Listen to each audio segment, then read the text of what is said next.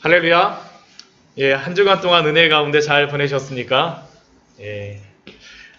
지난주에는 저희가 사랑들의 교회와 같이 창립 예배를 드렸습니다. 물론 우리 교회가 예배를 드린 지는 작년 10월서부터 예배를 드렸지만 함께 기도하고 함께 해주셨던 사랑들의 교회와 함께 창립 예배를 드리고 시작한다라는 것이 큰 은혜였던 것 같습니다. 개인적으로는 그렇게 예배를 드리면서 저희가 큰 감흥이 없을 수는 있지만 저희가 같이 이렇게 예배 드렸던 또 다른 저의 마음에 한 가지 소원이 있었습니다. 그것이 무엇이냐면 나중에 우리 교회도 빨리 부흥을 해가고 그렇게 같이 예배를 드릴 수 있는 그 은혜가 있으면 좋겠다라는 그런 마음의 소원이 저의 마음속에 있었습니다. 여러 가지로 수고해 주시고 함께 기도해 주신 여러분들께 정말로 감사를 드립니다. 우리는 지난주에 세례요한의 외침이라는 그러한 제목을 가지고 말씀을 살펴보았습니다. 우리가 마태복음을 쭉 읽어보게 되면 아마 여러분들이 저와 같이 이렇게 같이 마태복음 말씀을 살펴보니까 마태복음 말씀을 아마 쭉 한번 다 읽어보신 분들이 아마 있으셨을 것입니다. 그리고 아마 개인적으로도 이렇게 읽고 계시는 분들도 있으셨을 것 같아요. 근데 이 마태복음을 보게 되면 그냥 마태복음이 그냥 마태가 그냥 아무렇게나 아무 순서 없이 쓴 것이 아니라 이 마태복음이 굉장히 정교한 그러한 순서에 따라서 쓰여져 있습니다. 특별히 우리가 지금 마태복음 1장과 2장의 말씀을 보았었는데 마태복음 1장의 그러한 말씀들이 무엇이었습니까? 예수님의 족보에 대한 그러한 말씀이었었죠. 예수님의 족보로부터 시작하여서 예수님의 탄생과 어린 시절에 대하여서 우리에게 말씀해주고 있습니다. 그리고 이 말씀은 예수님이 이 땅에 오심은 바로 구약에 약속하셨던 그분, 메시아, 그리스도가 오셨다라는 것을 우리에게 분명히 알려줍니다. 그리고 이 말씀을 통하여 우리는 예수님이 오시기 4,000년 전부터 계획하신 하나님의 그 놀라운 섭리와 또한 그 하나님의 그러한 놀라운 말씀의 성취가 어떻게 예수님을 통하여서 이루어졌는지 우리는 알 수 있습니다. 그리고 이렇게 예수님의 그러한 삶을 통하여서 어린 시절의 그러한 삶을 통하여서 잉태로부터 시작하여서 하나님의 그 말씀에 순종하신 그 아름다운 말씀들도 우리는 알 수 있었습니다.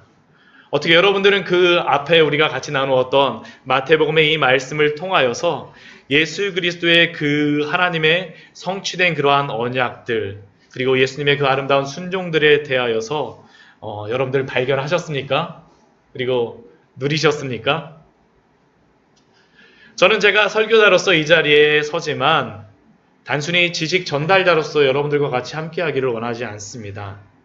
저는 저의 설교를 통하여서 하나님이 우리에게 전하시고자 하는 그 뜻과 그 사랑과 그 은혜가 무엇인지를 우리가 분명하게 발견하기를 원합니다. 또한 그 말씀을 받음으로 말미암아서 우리들도 단순히 세상의 지식과 같이 하나 더 알고 간다는 것이 아니라 이 말씀을 통하여서 거룩하신 하나님 앞에 서는 우리 광야의 샘 교회 온 성도님들 되시기를 축원드립니다. 바로 이 말씀에 대한 그러한 확신들 또한 이 겸손한 마음들이 우리에게 있어야 됩니다. 그 마음을 가지고 이 예배에 앉아야 되죠. 또한 우리는 이제 지난 주서부터 마태복음 3장과 4장의 말씀을 통하여서 예수님이 공생의 사역을 시작하시기 전에 있었던 여러 가지 준비에 대하여서 우리는 발견할 수 있습니다. 특별히 마태복음 3장에서는 세례 요한을 통하여서 예수님의 그러한 준비들, 예수님에 대해서 증언하는 그러한 세례 요한의 그러한 말씀을 우리는 발견할 수 있죠. 그리고 또한 4장에서는 세례 후에 이어지는 예수님의 시험과 예수님의 복음 전파의 시작의 말씀으로 이어집니다.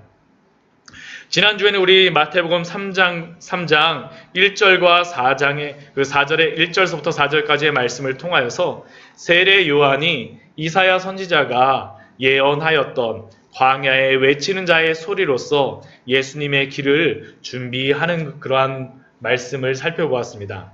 그 세례 요한이 외쳤던 그 말씀의 핵심적인 그러한 내용이 무엇입니까? 회개하라, 천국이 가까이 왔느니라라는 그러한 말씀입니다. 이것이 바로 그 시대 예수님의 오심을, 그리스도의 오심을 기다렸던 사람들에게 필요한 외침이었습니다. 회개하라. 죄로부터 돌아서서 하나님을 믿는 그 믿음으로 돌아오라는 것입니다. 그리고 천국이 가까이 왔다. 하나님의 그 통치하심 아래 들어오라고 우리에게 알려주는 것이죠. 그리고 그 이후의 말씀을 보게 되면 그 골짜기가 있는 곳은 메우고 또한 산과 언덕이 있는 곳은 낮추는 그러한 말씀에 대하여서 이사야 선지자가 이야기하였었는데, 이것은 다른 것이 아니라 예수 그리스도가 오시기 전에 세례 요한의 이 말씀을 통하여서 죄로 인하여서 낮아진 그 마음들은 다시 예수 그리스도의 그러한 은혜로서 올라오게 되어지고, 또한 여러 가지 교만한 마음들, 높아진 그러한 마음들은 회개하라는 그 세례 요한의 말씀을 통하여서 낮추어지는 그러한 일들, 또한 구불구불하게 되어져 있는 우리의 마음의 여러 가지 그러한 부분들에 대하여서는 세례 요한의 그 말씀을 통하여서 다시 한번 왜곡된 마음들이 주 예수 그리스도께 돌아오라는 그러한 외침입니다. 그 통치하심 가운데 살아가셨는지, 우리는 우리의 삶을 통하여 살아갔는지 우리의 삶을 한번 되돌아봐야 되겠죠. 우리의 마음이 그렇게 살고 싶었다 할지라도 여러분들 일주일 동안 그렇게 살아가셨습니까? 100% 그렇게 살아가셨나요? 아마 그렇게 이야기할 수 있는 분들이 그렇게 그럴 때도 있었지만 그렇지 않을 때도 있겠죠. 이것이 바로 우리의 삶인 것 같습니다. 이것은 세례 요한이 말씀을 전할 때에도 똑같았습니다. 오늘 5절 말씀을 보면 이때에 라고 말씀을 시작합니다. 이때에는 시간적 배경이 어떠한 때겠습니까? 바로 제가 방금 전에 말씀드렸던 것 같이 이 앞에 세례 요한이 요단강 근처에서 세례를 주고 있던 그때입니다. 그리고 그때 많은 사람들이 세례 요한에게 나옵니다. 그 나왔던 사람들이 어디서부터 나왔습니까? 우리 5절 말씀을 보면 알 수 있죠. 예루살렘과 온 유대와 요단강 사방에서 다 그에게 나와왔다라고 이야기합니다. 이 세례 요한이 지금 그 세례를 주고 있는 것이 제가 앞에 보면 이게 동그랗게 원으로 다 표시를 해놨는데, 이곳은 이스라엘 사람들이 예루살렘에서 유대 지역에서 갈릴리로 왕복할 때 다녔던 그러한 길입니다. 또한 갈릴리에서 유대로 올라올 때에도 이 길을 통해서 갔습니다. 요셉과 마리아도 호적을 하기 위해서 이 길로 다 왔다 갔다 했습니다. 그리고 이 길을 통하여서 이곳에서 세례 요한은 그들에게 나와서 외쳤습니다. 그리고 이러한 세례 요한의 외침을 듣자 그들은 그 세례 요한의 외침 앞에 나아오기 시작했습니다. 회개하라, 천국이 가까이 왔느니라는 그러한 말씀 앞에 6절 말씀과 같이 자기들의 죄를 자복하기 시작했습니다. 실제로 세례 요한이 외친 그 회개하라는 말씀과 같이 회개하기를 시작한 것입니다. 그리고 그들은 세례를 받기 시작하였습니다. 여기서 세례를 받는다라는 것은 자신들의 죄를 씻는다라는 그러한 의미입니다. 즉, 자신들의 죄를 물로 씻기 위하여서 세례 요한에게 나아왔습니다. 저는 이 말씀을 준비하면서 광야의 샘교회에도 이러한 일들이 일어났으면 좋겠다라는 그러한 생각을 하였습니다. 하나님의 말씀을 전하고 회개가 일어나는 그러한 일들, 실제로 저는 이러한 일들이 일어나는 것이 저의 가장 간절한 기도 제목입니다. 그래서 제가 가장 관심을 기울여서 하는 그러한 일들이 무엇이냐면 말씀을 전하는 것입니다. 세례 요한과 같이 말씀을 전함으로 말미암아서 회개하는 일들이 일어나는 것들. 여러분들 그 새벽마다 제가 이렇게 7시 반 정도 되면 여러분들에게 카톡을 이렇게 막 하고 새벽 예배에 올라왔습니다 하고 말씀 쭉 보내드리는 것들. 여러분들은 그 설교를 받으시게 되면 졸린데 이렇게 아침서부터 목사님은 부지런하기도 하셔 뭐 하면서 여러분들 받으시기도 하고 어떤 분들은 아마 출근하면서 받으시기도 하고 여러 생각들로 받으실 것입니다. 근데 저는 그 말씀들을 여러분들에게 같이 나누는 이유는 다른 것이 아닙니다. 그 말씀을 통하여서 우리의 영이 깨어나기를 원하는 것입니다. 비록 수요예배와 금요기도회가 저와 사모가 대부분 둘밖에 안 드릴 때가 많지만 그럼에도 불구하고 이렇게 같이 말씀을 둘이서라도 그 자리를 지키는 이유는 다른 것이 아닙니다. 누군가 어떤 분이 오셔서 그 말씀을 듣게 되면 그 말씀을 통하여서 변화되어지기를 주 예수 그리스도 앞에 회개하며 돌아오게 되기를 바라는 것입니다. 왜 그렇습니까? 천지를 창조하신 하나님께서는 오늘도 말씀을 통하여서 죄와 허물로 죽은 영혼들을 살리시기 때문입니다. 하나님이 천지를 창조하셨던 것을 무엇으로 창조하셨습니까? 말씀으로 창조하셨죠. 하나님이 구원받는 자를 무엇으로 구원하십니까? 말씀으로 구원하십니다. 왜 그렇습니까? 우리의 영혼을 살리시는 것은 새롭게 창조하시는 것입니다. 하나님의 말씀으로. 제가 그것을 깨닫게 되자 사실 제가 그 다음서부터 제가 말씀을 준비하는 그러한 태도라든가 말씀을 나누는 그러한 마음가짐들이 완전히 틀려지게 되어졌습니다. 왜냐하면 이것이 바로 하나님께서 성도를 부르시는 그러한 방법이라는 것을 알았기 때문입니다. 그렇지만 현대교회는 이것만으로는 충분하지 않다라고 생각을 하곤 합니다. 그래서 교회에서 여러 가지 많은 것들을 시도하곤 하죠. 교회에서 때로는 꽃꽂이 같은 것들도 막 가르치고요. 때로는 어떤 교회에서는 요가 교실도 열기도 합니다. 어떤 교회에서는 카페를 열기도 하고요. 좋은 카페에서 교제를 잘할 수 있도록요. 심지어 어떤 교회는 흡연실을 만들어서 교회에서 그 흡연을 하는 것을 부끄럽지 않게 미안해하지 않게 편안하게 필 수 있도록 그렇게 만들어 놓는 그러한 교회도 있다고 합니다. 저는 이러한 모든 것들이 그저 의미 없는 것이라고 생각하지는 않습니다. 무조건 나쁘다라고 폄하하는 것은 아닙니다. 그러나 우리가 교회의 본질이 무엇인가라는 질문은 해보아야 되겠죠. 사실 이러한 마음 중심에는 교회가 세상의 눈높이에 맞추어 주어야 된다는 그러한 생각이 그 안에 있습니다. 그래야 세상에 교회의 문턱을 낮춰 주어야 많은 사람들이 안 믿는 사람들이 교회에 올 수 있다라고 생각하는 거죠. 물론 일견 맞는 생각입니다. 실제로 이러한 것들을 실험하는 그러한 시대와 교회들도 있고 현재도 지금 그렇게 많은 교회들이 그렇게 행하고 있습니다. 그런데 이러한 것들에 대한 결과가 무엇인지 아십니까? 오히려 복음의 본질, 말씀의 본질을 잃어버리는 그러한 일들이 교회 속에서 종종 왕왕 일어나곤 하였습니다. 많은 성도들이 올 것이라고 기대를 하였지만 실제로 그 교회가 그 거룩함을 잃어버림으로 말미암아 교회가 텅텅 비어버리는 일들이 일어나곤 하였습니다.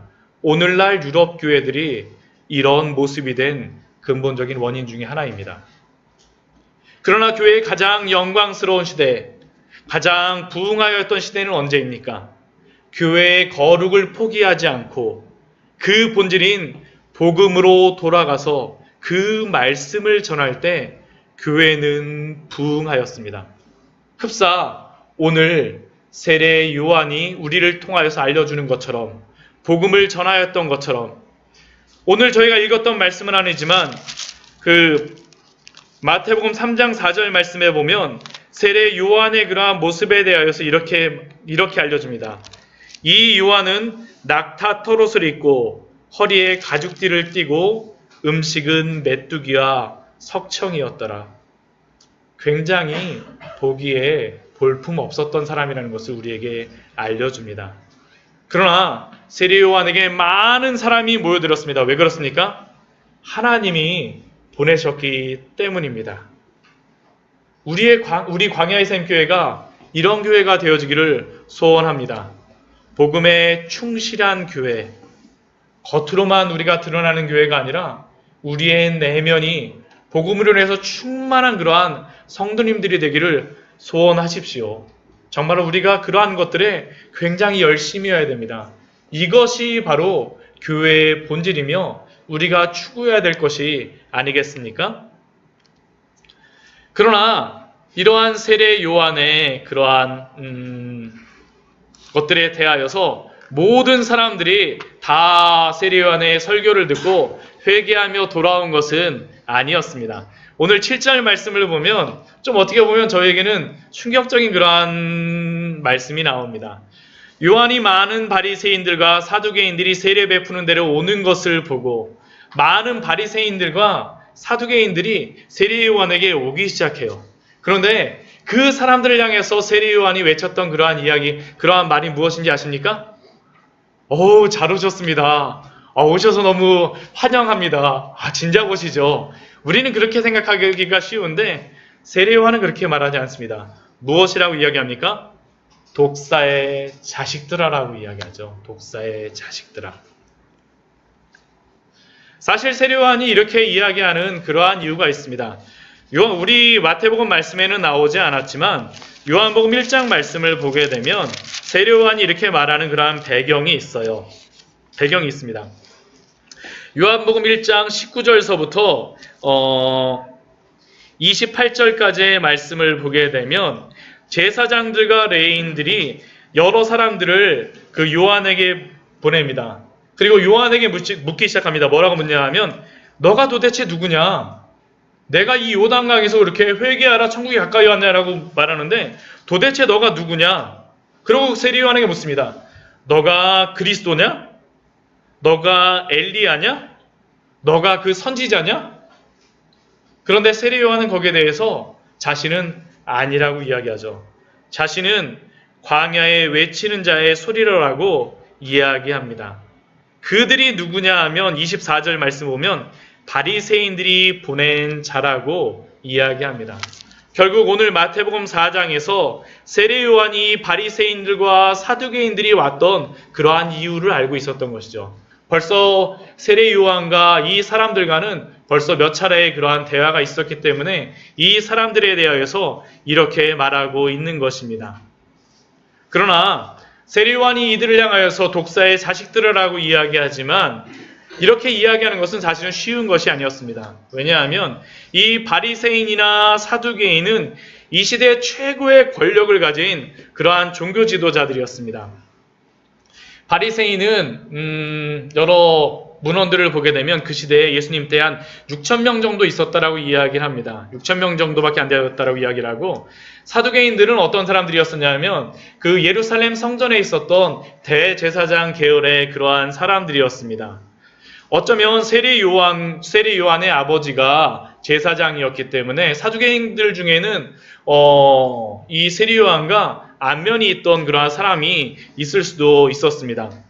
이들은 부유하고 힘 있는 권력의 사람들이었고 많은 사람들에게 랍비라고 불리면서 존경받는 그러한 사람들이었습니다. 그런데 그러한 사람들에게 독사의 자식들아라고 세례 요한은 지금 외치고 있습니다. 먼저 우리가 이 바리새인과 사두개인이 누군지 오늘 말씀을 통해서 잠깐 우리가 누군지 알기를 원합니다. 바리새인이 누굴까요? 바리새인은 우리가 성경에서 바리새인 굉장히 많이 나오는데 바리새인은 누구냐면 유대교의 한 분파였습니다. 이 바리새라고 하는 그러한 의미는 분리되다라는 그러한 의미였어요. 그들 마음속에 어떤 마음이 있었냐면 우리는 보통 사람들과 같은 사람들이 아니라 하나님께로 거룩하게 분리된 사람들이야 라는 그러한 굉장한 자부심이 있는 사람이었습니다. 바벨론의 그러한 포로기를 거치면서 그 이후에 있었던 마카비 혁명 때 그들이 생겼다라고 이야기를 하였었는데 그들은 거룩한 삶을 추구하면서 금식과 기도와 구제 등 외적인 의식에 굉장히 집중하였습니다. 그러면서 그들은 그 말라키 선지자 이후로 선지자가 나오진 않았는데 자신들이야말로 하나님의 그러한 말씀을 받은 자로서 그 전통을 잇는다라고 하는 그 자부심이 굉장한 사람들이었어요. 그러면서 하나님의 이 말씀에 대하여서 자신들이 해석할 수 있는 권한이 있다라고 생각하였습니다. 그래서 그들은 성경에 대하여서 자의적인 그들 스스로의 해석을 굉장히 많이 하기 시작합니다. 그러면서 어떤 일이 발생하냐 하면 성경의 그러한 말씀보다도 자신들의 전통과 여러 가지 규례들을 더 소중히 여기기 시작합니다.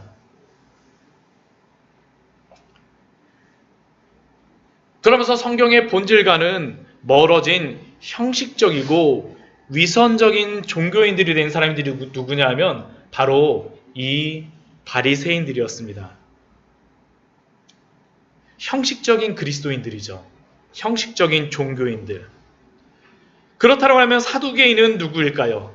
사두개라는 그러한 의미는 그 의미 어원을 여러 가지로서 따지는데 이게 공정하다 그러한 의미에서도 나오고 이 사두개라는 게 사둑이라고 하는 사독이라고 하는 다윗의 그러한 제사장의 그로부터 왔다라고 하는 그러한 학자들의 주장도 있는데 아무튼 이 사람들은 그 바리새인들 같은 경우에는 그 율법의 그러한 말씀을 자신들이 생각하는 자의적인 해석들을 하였었는데 이 사두개인 같은 경우에 그것을 허용하지 않았습니다. 오직 성경만, 특히 모세오경의 그러한 말씀만이 유대교의 근원이라고 생각을 했습니다. 그러면서 그들은 영의 존재를 부인하고 천사도 부인하고 부활도 부인하고 죽은 후의 사후세계도 부인하는 그러한 사람들이 바로 그 사두개인들이었었죠. 그들은 현세 세상, 그 이후 죽음 이후의 세상을 부인하게 되니까 현재의 세상과 또한 성공을 굉장히 갈구하고 추구하던 사람이었습니다. 하나님을 믿는다라고 하면서도 굉장히 현실적이고 권력지향적인 사람들이었죠. 그러니까 그들은 그 예루살렘 대제사장들이 되기 위하여서 또한 그 예루살렘의 그 제사장으로서 자신들의 성공을 위하여서 굉장히 애쓰던 사람들이 바로 이 사람들이었습니다. 결국 이 사람들은 무신론자와 같은 그러한 사람들이었어요. 어쩌면 둘 다 문제가 있는 사람들이었죠. 그런데 그들에게는 한 가지 공통적인 그러한 것이 있었습니다. 그들의 공통적인 것이 있었어요. 그것이 무엇이냐면 우리 7절 후반절에 우리 나와 있습니다. 독사의 자식들아 그 뒤에 나오는 말씀인데 누가 너희를 가르쳐 임박한 진노를 피하라 하더냐. 이 말씀이 무슨 의미냐 하면 그들은 결코 하나님의 진노를 받지 않는다라고 하는 그러한 확신이 있었습니다. 여기서 진노는 하나님의 심판입니다. 우리는 결코 하나님의 심판을 받지 않는 사람들이야 라고 바리새인들이나 사두개인들이나 그들은 굉장한 그 확신 속에 있었던 사람이었어요. 그런데 그러한 자들에게 세례 요한이 8절 말씀에서 이렇게 말합니다. 우리 8절 말씀 같이 한번 읽어볼까요? 시작. 회개에 합당한 열매를 맺고. 왜 그들이 독사의 자식들이었습니까? 그 이유는 바로 이 8절 말씀 때문입니다. 회개에 합당한 열매가 없다라는 것입니다. 그들은 하나님을 믿는다고 하면서도 회개에 따르는 열매가 없었습니다. 그들은 지식도 있었습니다. 이전 예수님이 탄생이 베들레헴이라는 것도 알 정도의 성경 지식도 있었고 세례 요한이 엘리야와 같이 하나님이 보내신 선지자라는 것도 알 정도의 성경 지식이 있었기 때문에 그들이 이곳에 찾아온 것입니다. 그러나 그러한 지식이 있었음에도 불구하고 그들은 회개의 열매를 맺을 수가 없었습니다. 왜 그렇습니까? 그들은 자신들이 진노의 자식들이 아니라고 생각했기 때문이죠. 9절 말씀에서 그 이유에 대하여서 우리에게 이렇게 이야기합니다. 아브라함이 우리의 조상이라고 생각하지 말라. 그들은 하나님의 그러한 진노에 대하여서 회개에 대하여서 필요성을 느끼지 못하였습니다. 왜요? 아브라함이 우리의 조상이라고 생각했기 때문입니다. 아브라함의 그러한 후손들은 특징적으로 하는 한 가지의 그러한 의식이 있었습니다. 무엇인지 기억나십니까, 여러분들? 할례죠, 할례. 할례의 의미에 대하여서 우리가 예전에 예수님의 족보를 하면서 아브라함을 통하여서 우리가 한번 살펴보았었는데, 할례의 의미는 다른 것이 아닙니다. 아브라함이 몇 세에 할례를 받습니까? 99세에 할례를 받고, 또한 그때 사라가 어떻게 되냐 하면 그 생리가 끊어진 때입니다. 여성으로서는 더 이상 아이를 낳을 수가 없는 그러한 상황이었습니다. 그러한 때에 하나님이 할례를 행하게 하시고 어떻게 합니까? 아브라함과 사라에게 자식을 주시죠. 누구요? 이삭을 주십니다. 이삭은 어떠한 자손입니까? 그래서 사람의 방법으로 난 자손이 아니라 하나님의 방법으로 난 사람입니다. 우리들은 이삭의 후손으로서 하나님의 자녀라는 게 그들은 굉장히 큰 자부심이었고 그들의 자랑이었습니다. 더군다나 그들은 율법을 가지고 있다라는 그런 그 자부심도 있었습니다. 세상의 모든 사람들은 율법을 모르고 있지만 우리는 율법을 알고 있어. 아브라함의 자손으로서 할례를 받은 자들로서 율법을 가진 자들로서 그들은 자신이 하나님의 자손이라고 하나님의 백성이라고 분명히 생각합니다. 그런데 이러한 그들에 대해서 세례요한이 9절 후반절에서 무엇이라고 말합니까? 내가 너희에게 이르노니 하나님이 능히 이 돌들로도 아브라함의 자손이 되게 하시리라라고 말씀합니다. 당연한 겁니다. 천지를 말씀으로 만드신 하나님께서는 우리 사람을 무엇으로 만드셨다고 합니까? 흙으로 만드셨다고 하죠. 돌들을 통해서도 사람을 만드실 수 있는 겁니다. 또한 고목나무와 같은 아브라함과 사라에게 이삭을 주셨던 것처럼 새로운 자손을 만드는 것이 분명 가능함을 지금 세례 요한은 이 시대에 왔던 바리새인과 사두개인에게 말하고 있습니다. 그런데 이 말씀은 이 시대 사람들에게만 해당되는 것이 아니라 우리에게도 시사하는 바가 굉장히 큽니다. 오늘날 우리들도 자랑하는 그러한 많은 자랑이 무엇입니까? 우리가 교회를 다니면서 자부심을 갖는 그러한 자부심 중에 한 가지가 무엇입니까? 나는 어디 교회 출신이에요. 우리 교회는 제일 큰 교회입니다. 아니면 혹시 우리 광야의 샘교회 다니면서 저는 이렇게 작은 교회를 정말 믿음으로 다니고 있습니다라는 그런 자부심이 혹시 여러분들에게 있지는 않습니까? 우리 집안에는 목사님이 몇 분이 계시는지 몰라요.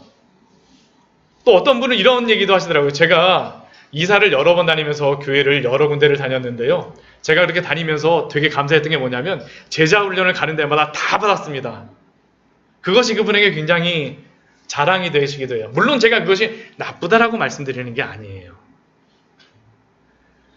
나는 모태신앙으로 신앙의 연수가 몇십 년이 되었습니다라고 우리는 우리 스스로에게 생각을 하면서 우리의 신앙의 부분에 대해서 우리 스스로를 합리화시킬 때도 있습니다. 그러나 우리가 진정으로 우리의 구원의 근거, 믿음의 근거를 두어야 될 것이 무엇입니까? 아브라함이 우리 조상이라고 생각하지 말라라고 하시는 그 말씀은 어쩌면 지금 이 자리에 앉아있는 우리에게도 하시는 그러한 말씀인 줄 믿습니다. 지금 우리에게, 사실은 저에게 하는 그러한 질문입니다. 그런데 우리가 이러한 말씀을 들을 때마다 우리가 착각하는 것들이 한 가지 있죠. 우리가 이러한 말씀이 들을 때마다 생각나는 나쁜 생각들이 한 가지 있어요. 그거 무엇이냐 하면 이 회개하게 하고 이 세례 요한의 이 말씀, 바리새인과 사두개인들에게 독사의 자식들아 회개하라라고 하는 이러한 말씀은 내가 아니라 저 집사님이 들으셔야 되는데 저 오늘 말씀을 듣다 보니까 어떤 집사님이 바리새인과 같은 그러한 신앙이 있으신 것 같은데, 오늘 이 말씀을 듣고 저 집사님이 회개하시고 하나님 앞에 돌아오셔야 될 텐데, 아니면 여러분들 중에 우리 중에 어떤 사람은 저분은 예수님 믿는다라고 하면서도 세상을 너무 믿는 것 같아, 사도계인과 같은 그런 믿음을 가지고 계신 것 같아, 저분이 이 말씀을 듣고 회개하셔야 될 텐데. 아니면 부부간에도 그럴 때가 많죠. 사실은 부부간에도 그럴 때가 너무나도 많습니다. 이 말씀은 내 남편이 들어야 되는데, 내 부인이 들어야 될 텐데. 그러나 지금 주시는 이 말씀은 우리에게 주시는 말씀인 줄 믿습니다. 바로 나에게 주시는 말씀입니다. 혹시 나의 신앙이 바리새인과 같이, 사두개인과 같이 나의 생각에 따라서, 아니면 예수님을 믿는다라고 하면서도 세상을 더 의지하고 있는 사두개인과 같은 그런 모습을 있지 않습니까? 우리는 그렇다면 이 세례요한의 그러한 외침, 이 말씀을 우리가 분명히 들어야 될 것입니다. 하나님의 참된 구원의 은혜를 누리시는 우리 성도님들 되시기를 축원드립니다. 이러한 은혜가 있어야 됩니다. 그런데 이러한 것들에 대하여서 앞부분에 보게 되면 우리 5절과 6절 말씀에는 죄를 자복하고 나오는 자들, 뒤에는 바리새인들과 사두개인들과 같이 세례요한에 대해서 반항하며 그 말씀을 듣지 않고자 하는 그러한 자들이 있었는데, 이러한 자들에 대한 그러한 결과의 말씀들도 그들이 그렇게 믿게 되면 어떻게 되는지도 그 오늘 말씀에서 우리에게 분명히 말씀하고 있습니다. 회개하는 자들에게는 영원한 상급이 있겠지만, 회개하지 않고 열매를 맺지 않는 자들에게는 영원한 심판이 있음을 우리에게 분명히 알려줍니다. 오늘 10절 말씀을 보면 이렇게 말씀하죠. 이미 도끼가 나무 뿌리에 놓였으니, 이미 도끼가 나무 뿌리에 놓였습니다. 굉장히 긴급한 상황이라는 겁니다. 좋은 열매를 맺지 아니하는 그러한 나무마다 찍혀서 불에 던져지리라고 우리에게 분명히 말씀합니다. 좋은 열매가 없으면 그 심판으로 말미암아서 찍혀 불에 던져지는 그러한 심판이 있으리라고 우리에게 알려줍니다. 이스라엘 사람들은 이방인들이 지옥의 딸감이라고 생각하였는데, 그것이 아니라 예수 그리스도 앞에서 회개하지 않고 열매 맺지 않는 그러한 자들이 바로 지옥의 뗄감이 될 것이라고 오늘 말씀에서 우리에게 말씀하여 줍니다. 굉장히 무서운 말씀입니다. 또한 11절 말씀에 보게 되면 두 가지의 회개에 대하여서 우리에게 이야기합니다. 첫 번째 회개는 무엇입니까? 나는 너희에게 회개하기 위하여 물로 세례를 베풀거니와, 세례 요한이 베푸는 그러한 물 세례이고, 또한 두 번째 세례는 무엇이냐 하면 내 뒤에 오시는 이가 베푸는 그러한 세례, 나보다 능력이 많은 이가 베푸는 세례, 그의 신을 들기에도 감당하지 못할 만큼 그 위대한 분이 베푸는 세례, 바로 예수 그리스도가 베푸는 세례죠. 그 세례는 무슨 세례입니까? 성령과 불로 베푸는 그러한 세례입니다. 우리가 여기서 첫 번째 세례, 요한의 세례는 무슨 세례인지 우리는 알 수 있습니다. 이 세례는 무슨 세례입니까? 회개 세례입니다. 회개하라고 베푸는 그러한 세례입니다.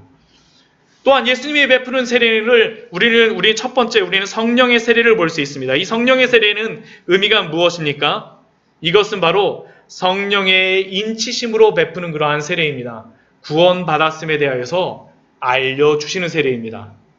구원받은 자에게는 성령이 그 마음에 임하시겠다라고 말씀하시는데, 성령이 인치시는 세례, 바로 이것이 성령의 세례죠.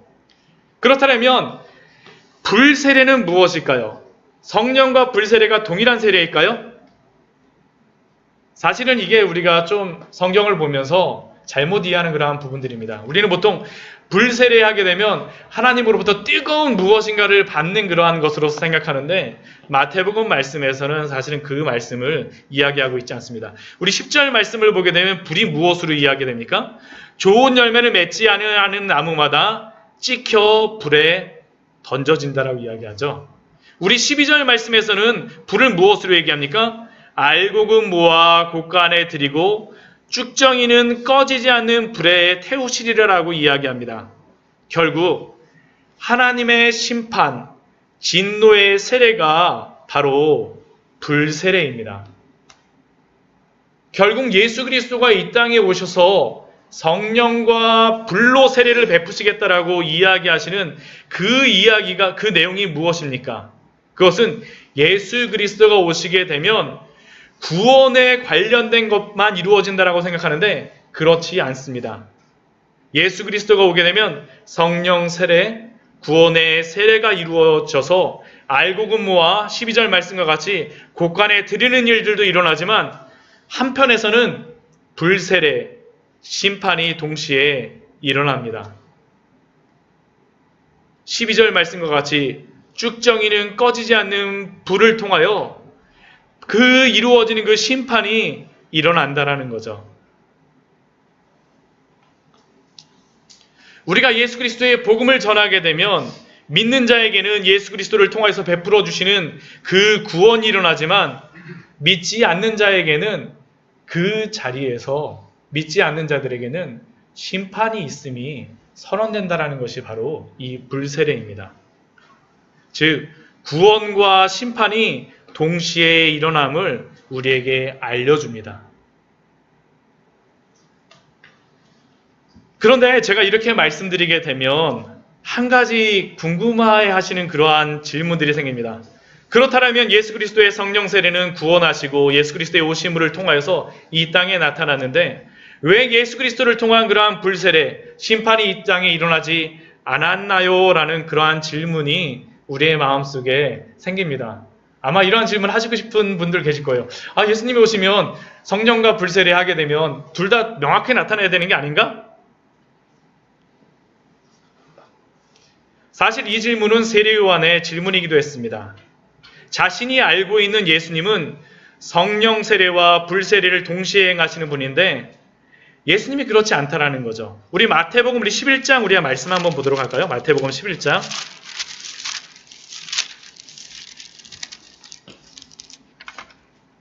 마태복음 11장 2절 3절 말씀을 우리 같이 한번 보겠습니다.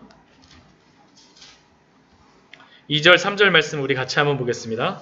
마태복음 11장 2절 3절 말씀입니다. 신약성경 16페이지입니다. 마태복음 11장 2절 3절입니다. 같이 한번 읽어보겠습니다. 시작.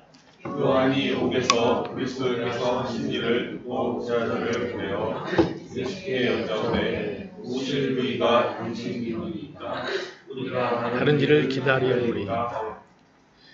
세례요한이 왜 이 질문을 했을까요? 세례요한은 지금 이 질문을 하는 상황이 언제냐면 옥에 갇혀 있는 때입니다. 자신을 지금 옥에 가둬놓고 악한 일을 행하는 이 악한 사람들이 예수님 오시게 되면 불세례를 내려주셔야 되는데 이 쭉정이와 같은 이러한 사람들이 심판을 받지 않는다라는 것이 세례요한에게 질문이었습니다. 그래서 예수님께 질문하는 것입니다. 오실 그이가 당신이 오리이까?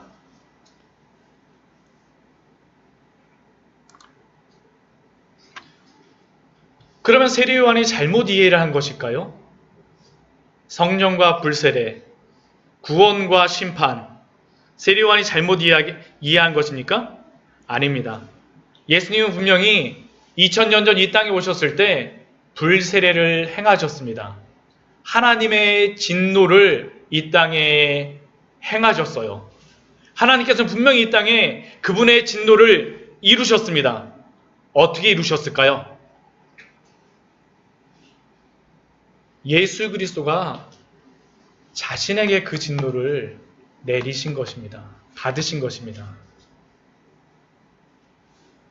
우리는 예수 그리스도가 이 땅에 오셔서 구원만 이루었다라고 생각하지만 그 구원을 이루기 위해서 예수님이 하신 것이 무엇입니까? 십자가에 달려 죽으시죠. 그 십자가에 달려 죽으셨다는 그 의미가 무엇입니까? 하나님의 진노를 자신이 남김없이 다 받으신다는 겁니다. 하나님의 그 진노의 잔을 한 방울도 남김없이 그분이 다 마시겠다라는 것이 바로 그 불세례를 받으신 예수님의 그 사역이 아닙니까? 마태복음 26장 39절 말씀에서 그 마지막 그 겟세마네 기도에서 하나님 앞에 이렇게 기도하시죠. 조금 나아가서 얼굴을 땅에 대시고 엎드려 기도하여 이르시되 내 아버지여 내 아버지여 만일 할만하시거든 이 잔을 내게서 지나가게 하옵소서. 근데 예수님은 어떻게 하십니까? 그 진노의 잔을 자신이 다 받으신 것입니다. 그래서 우리는 그 하나님의 진노를 받지 않게 된 것이죠. 예수 그리스도가 이 땅에 오셔서 성령과 불세례를 행하심으로 말미암아 우리의 구원을 이루신 줄 믿습니다. 이 은혜를 깨달으시는 우리 성도님들 되시기를 축원드립니다. 너무나도 큰 은혜예요. 성령과 불세례가 우리가 받아야 될 그 심판, 하나님의 진노를 예수님이 받으셨기 때문에 우리가 구원받을 수 있음을 바로 여기서부터 우리에게 알려주시는 것이죠. 그렇다고 하면 우리는 예수 그리스도가 우리 대신 그 모든 죄값을 받으심으로 말미암아서 그 하나님의 진노를 받으심으로 말미암아서 우리에게는 영원한 불세례나 심판이 없을까요? 아닙니다. 제가 지금 드렸던 이 질문은 다른 질문으로 조금 바꿔야 될 것 같습니다. 이 질문이죠.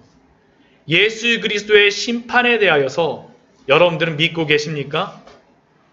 예수 그리스도의 최후의 심판에 대하여서 여러분들은 믿고 계십니까? 예수 그리스도의 초림에서 예수님은 하나님의 진노를 당신이 직접 받으셨습니다. 그리고 그러므로 말미암아서 우리에게 성령 세례를 받을 수 있는 그 은혜를 허락하여 주셨고 우리에게 구원의 길을 베풀어 주셨습니다. 예수 그리스도를 믿으면 구원을 받는 그 구원의 은혜가 우리에게 베풀어진 겁니다. 그러나 이것이 이 세상에 심판이 없다라는 것을 의미하는 것은 아닙니다. 세례 요한은 가장 위대한 선지자였습니다. 예수님도 마태복음 11장 11절 말씀에서 다음과 같이 말합니다. 내가 진실로 너희에게 말하노니 여자가 낳은 자 중에 세례 요한보다 더 큰 이가 일어남이 없도다. 그러나 천국에서는 극히 작은 자라도 그보다 크니라. 세례 요한은 알지 못하였지만 그러나 예수님이 죽으시고 부활하신 이후에 또한 제자들을 통하여서 예수님을 통하여서 예수님이 이 땅에 다시 오실 것을 우리에게 분명히 알려주셨습니다. 세례 요한은 이것을 알지 못하였지만 예수님은 우리에게 분명히 알려주시죠. 우리 마태복음 24장 30절 말씀에서 예수님은 자신이 이렇게 우리에게 약속하십니다. 그때 인자의 징조가 하늘에서 보이겠고 그때 땅의 모든 족속이 통곡하며 그들이 인자가 구름을 타고 능력과 큰 영광으로 오는 것을 보리라. 이 말씀을 믿으십니까? 아멘. 예수 그리스도가 분명히 오실 것입니다. 그분이 오시겠다라고 분명히 약속하여 주셨어요. 그리고 그때 분명한 심판이 있을 것임 우리에게 말씀하여 주신 것입니다. 그뿐이 아닙니다. 누가복음 그 21장 11절 말씀에 보게 되면 그 천사들이 그 예수님이 올라가신 후에 그 하늘을 보러 바라보고 있는 그 제자들에게 이렇게 이야기합니다. 이르되 갈릴리 사람들아 어찌하여 서서 하늘을 쳐다보느냐. 너희 가운데서 하늘로 올려지신 이 예수는 하늘로 가심을 본 그대로 다시 오시리라. 제자들이 예수님의 승천을 본 그대로 분명히 다시 오실 것입니다. 예수님도 약속하여 주셨고 예수님 승천 이후에 천사들을 통해서도 우리에게 분명히 약속하여 주신 성경의 약속인 줄 믿습니다. 그리고 예수님이 다시 오시게 되면 분명한 심판이 있을 것임을 성경에서는 우리에게 또한 분명히 알려주고 있습니다. 우리 고린도후서 5장 10절 말씀 우리 같이 한번 찾아볼까요? 우리 고린도후서 5장 10절 말씀입니다. 우리 고후라고 되어 있죠. 고린도후서 5장 10절의 말씀입니다. 신약성경 290페이지입니다. 고린도후서 5장 10절 말씀입니다. 우리 같이 큰 목소리로 같이 한번 읽도록 하겠습니다. 시작. 이는 우리가 다 반드시 그리스도의 심판대 앞에 나타나게 되어 각각 선악간에 그 몸으로 행한 것을 따라 받으려 함이라. 우리 무엇이라고 얘기합니까? 우리가 다 반드시라고 이야기하죠. 그리스도의 심판대 앞에 나타나게 되어 우리는 모두 다 그리스도의 심판대 앞에 설 줄 믿습니다. 이것이 하나님이 우리에게 사도 바울을 통해서 우리에게 말씀하여 주신 것이죠.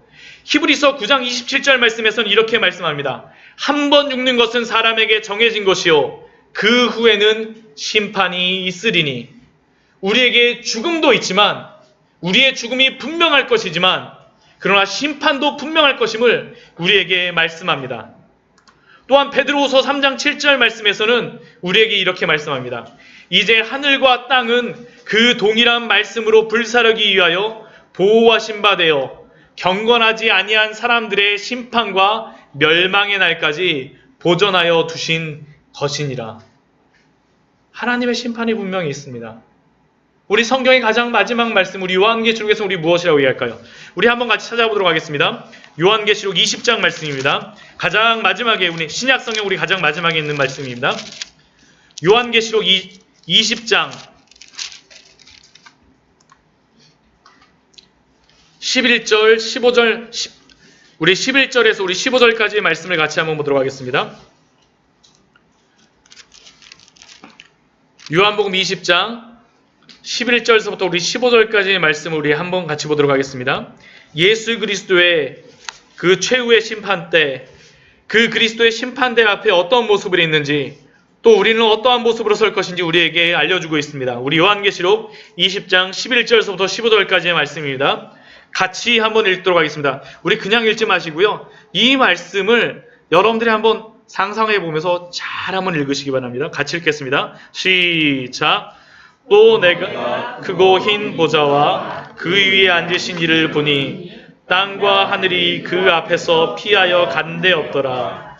또 내가 보니 죽은 자들이 큰 자나 죽은 자나 그 보좌 앞에 서 있는데 책들이 펴 있고 또 다른 책이 펴졌으니 곧 생명책이라. 죽은 자들이 자기 행위를 따라 책들에 기록된 대로 심판을 받으니 바다가 그 가운데에서 죽은 자들을 내주고 또 사망과 음부도 그 가운데에서 죽은 자들을 내주며 또 사람이 자기 행위대로 심판을 받고 사망과 음부도 불못에 던져지니 이것은 둘째 사망 곧 불못이라. 누구든지 생명책에 기록되지 못한 자는 불못에 던져지리라. 아멘. 이 말씀이 사실인 줄 믿으십니까? 그렇게 저는 여러분들에게 마지막 질문을 드리고 싶습니다. 예수 그리스도의 심판대 앞에 서실 준비가 되어 계십니까?